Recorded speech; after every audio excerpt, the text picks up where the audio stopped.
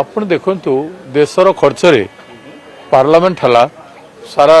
ଦେଶର member parliament ମାନେ ଆସିଲେ ଏବଂ ଆଜି ପ୍ରତ୍ୟେକ ରାଜ୍ୟରେ ବିଧାନସଭାରେ ଏସବୁ ହେଉଛି କେଉଁଥିପାଇଁ ହେଉଛି the reason should be clear 2023ରେ ବିଲ୍ ପାସ୍ ହେଇକି ଓମେନ୍ ରିଜର୍ଭେସନ୍ ତାପରେ ଲାଗୁ ଏନି ମୁଭମେଣ୍ଟରେ କରିବା କଥା ତାକୁ କରାଗଲାନି ଏ ପର୍ଯ୍ୟନ୍ତ ଡିଲିମିଟେସନକୁ ଅଣାଗଲା जनगणना को अणागला आउ किसी नहबा आगु अचानक निर्वाचन चली 5टी राज्य रे एटा अगणतांत्रिक नुह एटा निर्वाचन आचार संहिता विरोधी नुह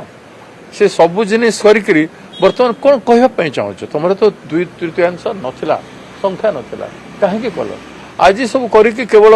लोक कहवा चाहो आम करने चाहूँ कांग्रेस कला ना बिल तो तुम हाथ में अच्छी आज लागू कर काली लागू कर जब कर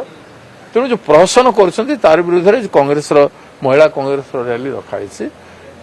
आम विधायक मैंने एठू जाई ग्रहण करेंगे।